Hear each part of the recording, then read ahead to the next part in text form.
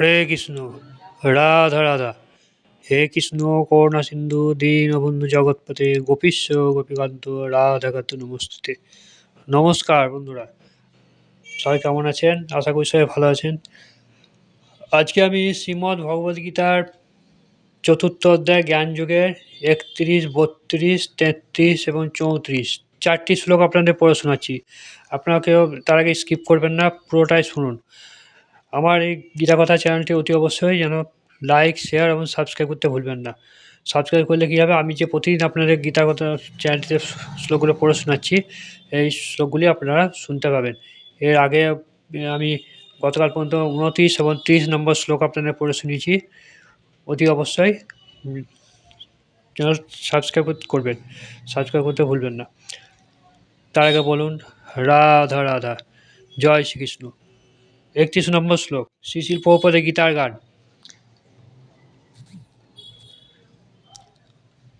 ইহলোকে যজ্ঞ বিনা কোনো সুখ নাই, পরলোক বিনা যজ্ঞে কেমন সে পায়।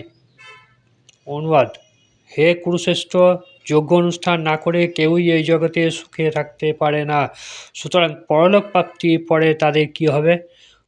তাৎপর্য: জীব যেরকম দেহে ধারণ করে থাকে, যেই জড়জগতে অবস্থান করুক, তার যথার্থ স্বরূপ তার কাছে অবহিতভাবে অজ্ঞাত থাকে। পক্ষান্তে বলা যায়, জন্মজন্তার সঞ্চিত পাপের ফলে জীবাত্মা এই জড়জগতে অবস্থান করে। অজ্ঞানতা হচ্ছে পাপ পঙ্কিল জীবনের কারণ, এবং জীব যতক্ষণ পাপের দ্বারা কলুষিত থাকে ততক্ষণ জড়জগতের বন্ধন থেকে মুক্ত হওয়ার কোনো প্রশ্নই ওঠে না। জড়জগতে এই কারাগার থেকে মুক্ত হওয়ার একমাত্র নিষ্কৃতি মাধ্যম হচ্ছে মানব শরীর। তাই ধর্ম, অর্থ, কাম এবং মোক্ষ সাধন করার মাধ্যমে এই বন্ধন থেকে মুক্ত হওয়ার পথ বেদ দেখিয়েছে। তাহলে কী হলো, যে যতক্ষণ আগের জন্মে আমরা কি পাপ করেছিলাম, সে পাপটা তো আমাদের মনে থাকে না। সেই পাপটা যতক্ষণ না অজ্ঞানতা অন্ধকার থেকে জীবনে প্রকৃত কারণ, এই বলছে অজ্ঞানতা হচ্ছে এই পাপ পঙ্কিল জীবনের কারণে। আমি তো জানতে পারছি না যে পাপটা কি করেছিলাম, কিন্তু তার ফলটা ভোগ করতে হয়েছে। ফলে পাপ জীবন যতক্ষণ আছে পাপের দ্বারা কলুষিত, আগের জন্ম হয়তো খারাপ কাজ করার জন্য সে পাপটা থেকে গেছে।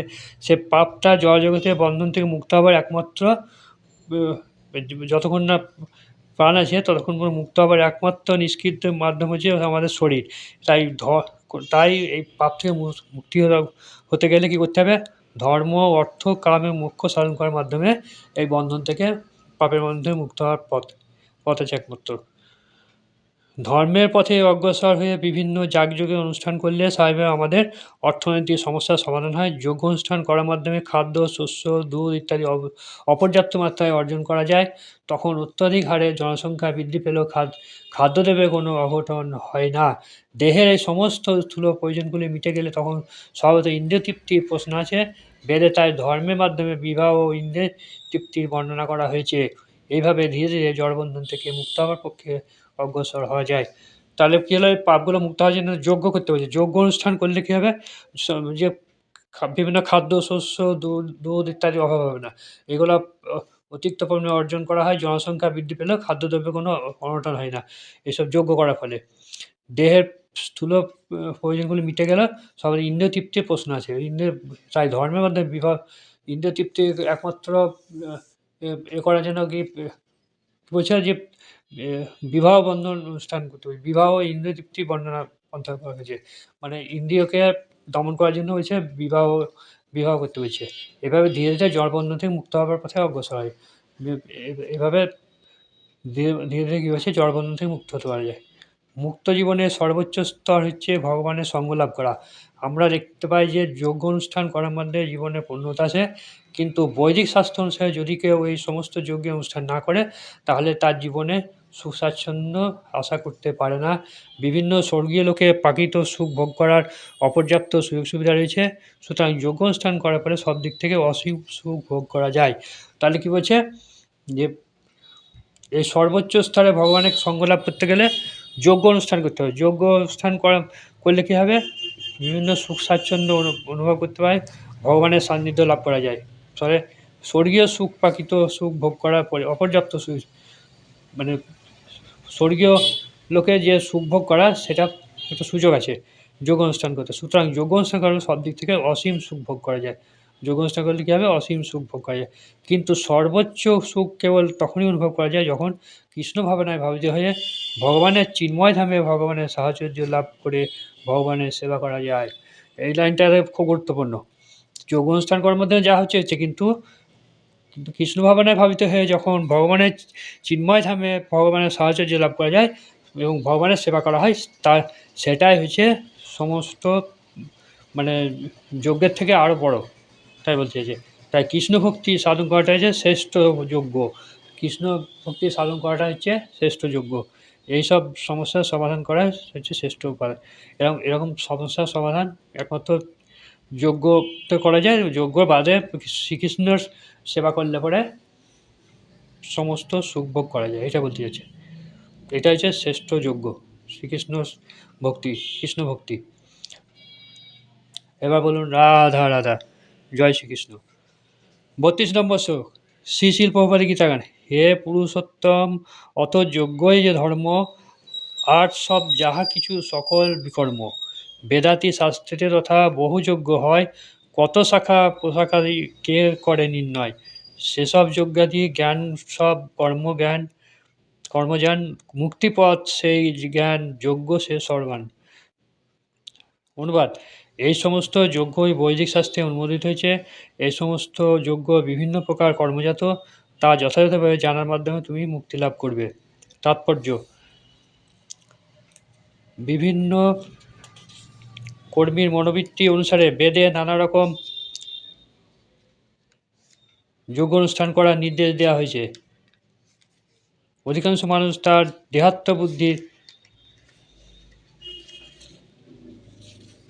দেহাত্মবুদ্ধিতে তন্ময় হয়ে আছে। তাই এমনভাবে সমস্ত যজ্ঞ করার ব্যবস্থা করা হয়েছে যাতে মানুষ তার দেহ, মন এবং বুদ্ধির যোগ্যতা অনুসারে তাদের অনুষ্ঠান করতে পারে। কিন্তু সমস্ত যজ্ঞের চরম উদ্দেশ্য হচ্ছে দেহের বন্ধন থেকে জীবকে মুক্ত করা। ভগবান শ্রীকৃষ্ণ সে কথা নিজেই বলেছেন। তাহলে কিছু যজ্ঞের শ্রেষ্ঠ কী বলছে, যজ্ঞ করার যে ব্যবস্থা আছে তাতে মানুষকে যে দেহ, মন এবং বুদ্ধির যোগ্যতা অনুসারে অনুষ্ঠান করতে পারে। কিন্তু সমস্ত যজ্ঞের উদ্দেশ্য হচ্ছে দেহ বন্ধন থেকে মুক্ত হয়ে ভগবান শ্রীকৃষ্ণের সেবা করা। এটা হচ্ছে শ্রেষ্ঠ যোগ্যতাই বলছে। ভগবান সেটাই বলছেন যে শ্রীকৃষ্ণের সেবা করাটা হচ্ছে আসল যোগ্য। এবার বলুন রাধা রাধা। 33 নম্বর শ্লোক, শ্রী শিল প্রভুপাদের গীতাগান। কিন্তু সেও জ্ঞানযোগ্য দ্রব্যযজ্ঞ অপেক্ষা, জ্ঞানীর নাই আর কর্মজ অপেক্ষা। সর্বকর্ম শেষ হয় জ্ঞানে সমাপন, কর্মশুদ্ধ চিত্তে হয় জ্ঞানের সাধন। অনুবাদ, হে পরন্তু দ্রব্যময় যজ্ঞ থেকে জ্ঞানময় যজ্ঞ সে পার্থ সমস্ত কর্মই চিন্ময় জ্ঞানে পরিপ্রাপ্তি লাভ করে। তাৎপর্য, সমস্ত যজ্ঞের উদ্দেশ্য হচ্ছে পূর্ণ জ্ঞানে অধিষ্ঠিত হয়ে জড়বন্ধন থেকে মুক্ত হওয়া। অবশেষে ভগবান শ্রীকৃষ্ণের প্রতি অপ্রাকৃত প্রেম লাভ করে অপ্রাকৃত জগতে উত্তীর্ণ হয়ে তার নিত্য সাহচর্য লাভ করা। কিন্তু তা সত্ত্বেও প্রত্যেকটি যজ্ঞের একটি নিগূঢ় রহস্য আছে এবং যজ্ঞ অনুষ্ঠান করতে হলে সেই সমস্ত সম্বন্ধে অবগত হওয়া প্রয়োজন। অনুষ্ঠানকারী বিশ্বাস এবং বাসনা যজ্ঞ বিভিন্নভাবে অনুষ্ঠিত হয়। অপ্রাকৃত দিব্য জ্ঞান লাভ করার কামনায় কেউ যখন যজ্ঞ অনুষ্ঠান করে সেই যজ্ঞ প্রকৃতপক্ষে জ্ঞান রহিত কর্ম যজ্ঞের থেকে সেও, কারণ জ্ঞানবিহীন যজ্ঞ লৌকিক মাত্র, তাতে পরমার্থ লাভ হয় না। প্রকৃত জ্ঞান হচ্ছে সর্বোচ্চ পর্যায়ে পারমার্থিক জ্ঞান, যা কৃষ্ণ ভাবনায় জাগরিত হয়। যখন যজ্ঞের সকল কাজকর্ম এবং সে ভাবনা হয়ে ওঠে তখন তার সুফল পারমার্থিক পর্যায়ে উন্নীত হয়। স্থলবেদে যজ্ঞ ক্রিয়াকে কর্মকাণ্ড অথবা জ্ঞানকাণ্ড বলা হয়, কিন্তু সেই যজ্ঞ শ্রেষ্ঠ যজ্ঞ যার ফলে পরম জ্ঞান লাভ করা যায়। 33 নম্বর শ্লোকে আমরা কিছু দেখতে পেলাম যে যজ্ঞের উদ্দেশ্য হচ্ছে পূর্ণ জ্ঞানে অধিষ্ঠিত হয়ে জড়বন্ধন থেকে মুক্ত হওয়া। কিন্তু প্রকৃত যজ্ঞের একটা নিহিত রহস্য আছে। যজ্ঞ অনুষ্ঠান করতে হলে সে রহস্য অবগত হওয়া প্রয়োজন। অনুষ্ঠানকারী বিশ্বাস এবং বাসনা হচ্ছে মেন। যজ্ঞের মূল হচ্ছে বিশ্বাস এবং বাসনা। তার থেকে সবচেয়ে হচ্ছে শ্রেষ্ঠ যজ্ঞ বলছে, কিন্তু সেই যজ্ঞ হচ্ছে সর্বশ্রেষ্ঠ যার ফলে পরম জ্ঞান লাভ করা যায়। যে যজ্ঞে পরম জ্ঞান লাভ করা যায় সেটা হচ্ছে শ্রেষ্ঠ যজ্ঞ। 33 নম্বর শ্লোকে এটা হচ্ছে মূল বক্তব্য। তাই বলুন রাধা রাধা, জয় শ্রীকৃষ্ণ। 34 নম্বর শ্লোক, শ্রী শ্রী প্রভুপাদের গীতার গান। অতএব সে বিজ্ঞান জানিবার চাই, উপযুক্ত গুরুপদ করে আশ্রয়। পানিপাত পরিপ্রশ্ন সেবার সহিত, গুরুস্থানে জানিয়ে লও আপনার হিত। অনুবাদ: সদ্গুরু শরণাগত হয়ে তত্ত্বজ্ঞান লাভ করার চেষ্টা করো, বিনম্র চিত্তে প্রশ্ন জিজ্ঞাসা করো এবং অকৃত্রিম সেবার দ্বারা তাকে সন্তুষ্ট করো, তাহলে সেই তত্ত্বস্রষ্টা পুরুষ তোমাকে জ্ঞান উপদেশ দান করবেন। তাৎপর্য: পারমার্থিক উপলব্ধির পথ নিশ্চয়ই দুর্গম, তাই ভগবান আমাদের উপদেশ দিয়েছেন যে সদ্গুরু শরণাগত হতে, যিনি গুরু পরম্পরায় ধারা ভগবত তত্ত্ব জ্ঞান লাভ করেছেন। গুরু পরম্পরায় তিনি ভগবত তত্ত্ব লাভ করেননি, তিনি কখনোই গুরু হতে পারেন না। তাহলে 34 নম্বর শ্লোকে এই দুটো লাইনে মূল বক্তব্য হচ্ছে যে তোমাকে এমন মানে সদ্গুরু শরণাপন্ন হতে হবে। সদ্গুরু শরণাপন্ন না হলে কিন্তু কৃষ্ণ লাভ করা যায় না। কিন্তু সদ্গুরুটা কী হবে, যে গুরু পরম্পরায় যেন তারা করে আসছে এরকম ধরনের সদ্গুরু দেখতে হবে, যিনি ভগবত তত্ত্ব জ্ঞান সম্পর্কে জানেন আর কি, সেরকম ধরনের গুরু ধরতে হবে। ভগবান হচ্ছেন আদিগুরু, তিনি এই পরম তত্ত্বজ্ঞান সৃষ্টি আদিতে দান করেছিলেন।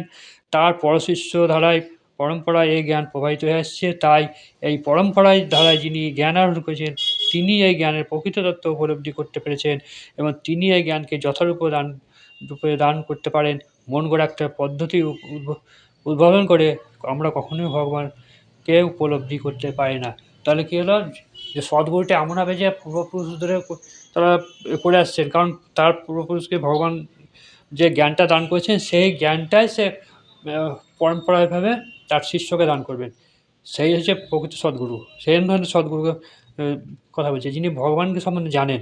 মানে মন গড়া ভগবান নিজের গল্প মতন বলে ভগবানকে বিশ্বাস করানো যায় না, সেরকম ধরনের সদ্গুরু ধরতে বারণ করছেন। যে ভালো সদ্গুরু হবে তার সেরকম ধরনের সদ্গুরু সন্নিধে আসতে বলছেন। একদল মূঢ় প্রতারক গুরু সেজে নানা রকম অশাস্ত্রীয় পদ্ধতি উদ্ভাবন করে লোক ঠকায়। এর জন্য ভগবত বলা হয়েছে ধর্মের পথ স্বয়ং ভগবান প্রত্যক্ষভাবে নির্দেশ করেছেন। কল্পনা বা বৃথা তর্কের মাধ্যমে কখনোই আধ্যাত্মিক জীবনে অগ্রসর হওয়া যায় না। পরম তত্ত্বজ্ঞান লাভ করার জন্য কৃষ্ণ তত্ত্ববেত্তা গুরুদেবের শরণাগত হতে হয়। সুদৃঢ় বিশ্বাস তার চরণাম্বুজে আত্মসমর্পণ করতে হয় এবং সম্পূর্ণ নিরহংকারী হয়ে কৃতদাসের মতো তার সেবা করতে হয়।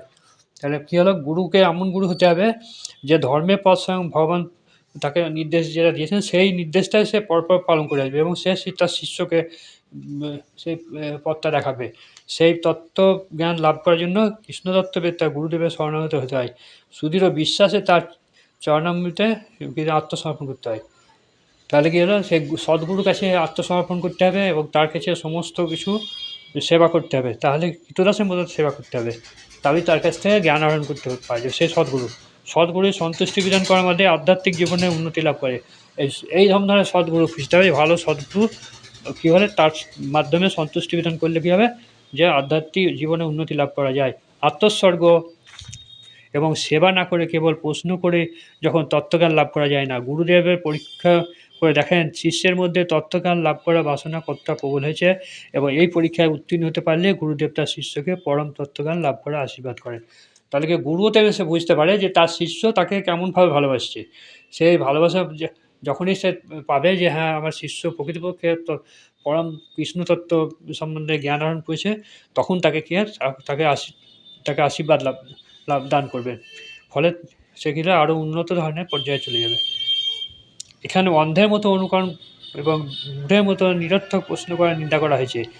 শিষ্য কেবল শ্রদ্ধা সহকারে গুরু প্রদত্ত উপদেশ গ্রহণ করে তা নয়, তাকে আত্মোৎসর্গ এবং গুরুদেব ঐকান্তিক সেবা করার মাধ্যমে এই জ্ঞানের মর্ম উপলব্ধি করতে হবে। সদ্গুরু সর্বদাই তার শিষ্যের প্রতি অত্যন্ত কৃপাপরায়ণ, তাই শিষ্য যখন বিনীত অজ্ঞানতা সেবায় সর্বথাপে তৎপর হয় তখন জ্ঞান এবং জিজ্ঞাসার বিনিময় পূর্ণ হয়। তাহলে কী হয়েছে, গুরু বলছে যে এমন গুরু হতে হবে সে সেবার মাধ্যম দিয়ে যেন জ্ঞানের উপলব্ধি করতে পারবে।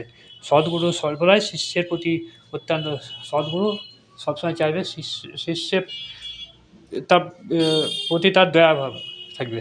শিষ্যের তার তাই শিষ্য যখন বিনীত অজ্ঞানবর্তী সেবায় সর্বদাভাবে তৎপর হয় তখন জ্ঞান ও জিজ্ঞাসার বিনিময়ে পূর্ণ হয়। তার মানে কি, তা শিষ্য যখন এইসব জিনিসগুলো সব জানতে পারছে, সব কিছু শিখতে পারছে। এর মাধ্যম দিয়ে গেছে তার জ্ঞানের যে জিজ্ঞাসা, সেগুলো যে সে জানতে পারছে, তার সমস্ত কিছু আধ্যাত্মিক ব্যাপারে পূর্ণতা লাভ করে। এটা হচ্ছে মূল বক্তব্য 34 নম্বর শ্লোকে। আমার এই গীতা পড়া আপনাদের কেমন লাগলো? অতি অবশ্যই শ্লোকগুলি কেমন লাগলো পড়া অতি অবশ্যই জানাবেন। সেই সঙ্গে লিখুন রাধা, রাধা। জয় শ্রীকৃষ্ণ। আর আমার এই গীতা কথা চ্যানেলটি সাবস্ক্রাইব করবেন। সাবস্ক্রাইব করতে যেন ভুলবেন না। নমস্কার।